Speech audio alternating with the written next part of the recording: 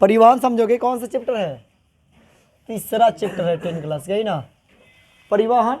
तो परिवहन होता क्या है देखो, समझोगे कि परिवहन क्या है। परिवहन मतलब जैसे मान लो कि हम लोग को कोनो सामान एक जगह से दूसरी जगह लेके जाना है, समझ रहे ना। जैसे मान लो शादी है किसी घर है और शादी में तिलक वाला सामान लेके जाया जाता है, एक स्थान से क्या किया जाता है, दूसरे स्थान तक लेके जाया जाता है।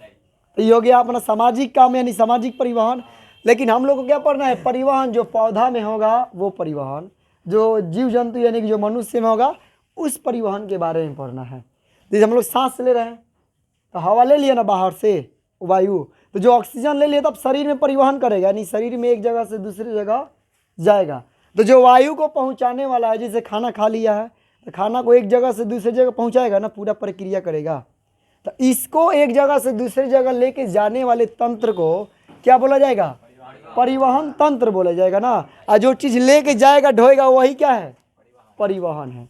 तब देखो कि परिवहन होता क्या है, तो कह रहा ना कि उपयोगी पदार्थ, मतलब कोई भी उपयोगी पदार्थ जो है उसको एक स्थान यानी मूल स्रोत जहाँ से लिया जाएगा वहाँ से लेकर के प्रत्येक कोशिका तक पहुँचाया जाता है।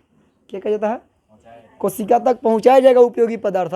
और उपयोग हो जाने के बाद क्या चीज़, उपयोग होने के बाद जो हानिकारक और जो अनुपयोगी पदार्थ बचेगा उसको गंतव्य स्थान तक पहुँचाया जाता है। कहाँ तक, गंतव्य स्थान तक, मतलब उस स्थान तक जहाँ से उसको बाहर निकाला जाएगा।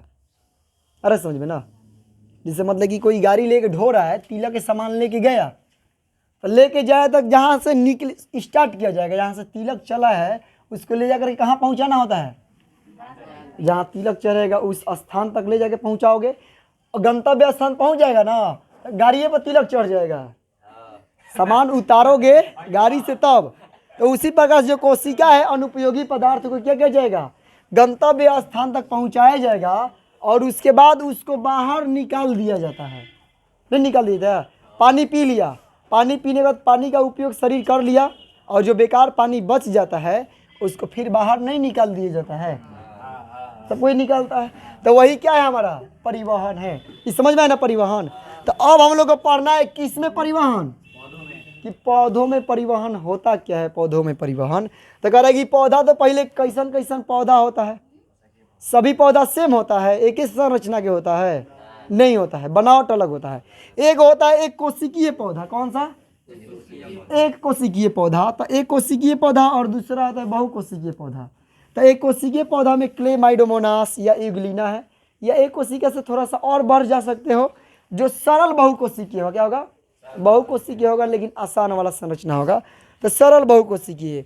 तो जो एक कोशिकीय या फिर सरल बहुकोशिकीय है पौधा, उसमें विसरण के द्वारा क्या होता है, परिवहन होता है। किसके द्वारा, विसरण द्वारा। यानी कि जो भी एक कोशिकीय पौधा का खाद्य पदार्थ होगा, जल होगा, उसको अवशोषण के द्वारा एक जगह से दूसरी जगह पहुंचा सकता है। छोटा छोटा पौधा होगा, एक एक कोशिका वाला होगा तो क्या हो जाएगा, उसका परिवहन विसरण द्वारा आसानी से किया जा सकता है। लेकिन अब क्या है, बहुकोशिकीय पौधा, जैसे आम का पेड़, बरगद का पेड़, इन सभी में विसरण के द्वारा एक जगह से दूसरी जगह तक पहुंचाना क्या है, संभव नहीं है। तो इसके लिए कुछ अलग कोशिकाएं होती है जिसको क्या बोला जाता है, जाइलम और फ्लोएम बोला जाता है। तो ये जाइलम और फ्लोएम उस बड़े पौधों में कैसे काम करता है, तो जो जाइलम है क्या है, जाइलम ऊतक जो है कैसा ऊतक होता है, मृत ऊतक होता है, यानी कि ये मृत रूप में रहता है, जीवित नहीं रहता है। और ये जो जाइलम है ये खनिज लवण और जो खाद्य पदार्थ है जो जल में घुले रहता है उसका स्थानांतरण करने का काम करता है। किसका, जो खनिज हो गया, जल हो गया, समझ रहे ना, इसको कौन करता है स्थानांतरण, जाइलम। और जाइलम जो है ये सभी जितना घुलित पदार्थ है इसको नीचे से कहाँ लेके जाता है, ऊपर की ओर ले जाएगा, यानी कि जड़ से अवशोषित करेगा और पौधों के सभी भागों में ले जाकर क्या कर देगा, बांट देगा। कोई दिक्कत इतना में।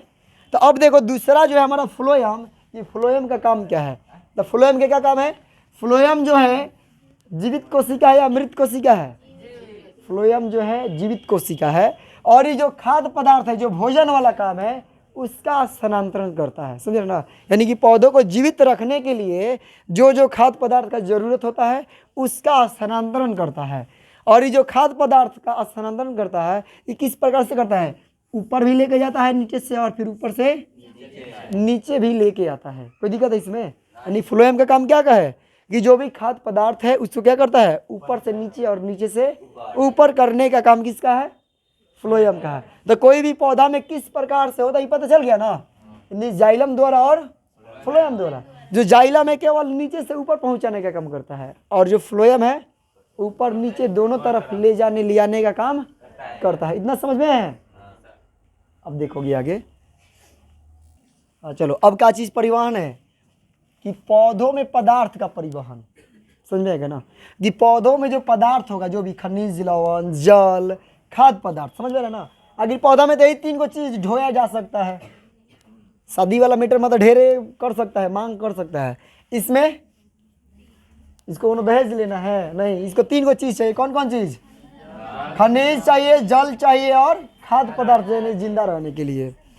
तो आखिर ये कैसे होगा? तो 2 तरीका से होगा। कौन कौन चीज द्वारा परिवहन होता है? एगो स्थानांतरण द्वारा और एगो वाष्प उत्सर्जन द्वारा।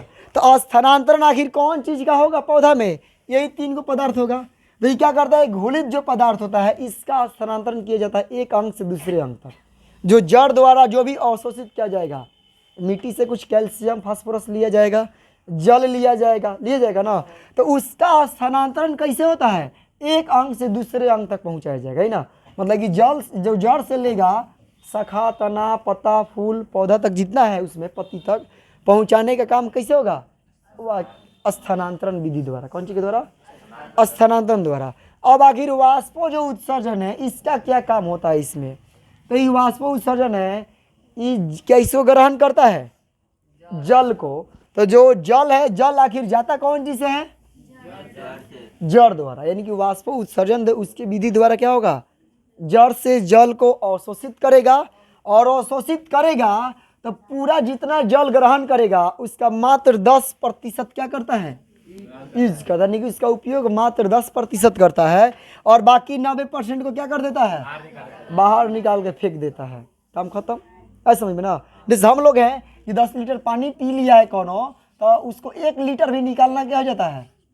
मतलब कि 1-2 लीटर निकाल सकता है, बाकी कम से कम ज़्यादा से ज़्यादा क्या होता है? शरीर में उपयोग हो जाता है। क्यों? कि जल हमारे अंग सभी अंगों को काम चाहिए जल का, इसलिए ज़्यादा उपयोग होता है। लेकिन पौधा में उसका ज़्यादा काम नहीं है, तो मात्र कितना यूज करता है? 10%, और बाकी 90% को आउट कर देता है। कोई दिक्कत है? समझ में आया है? फिर से जाके समझ लेना लोग।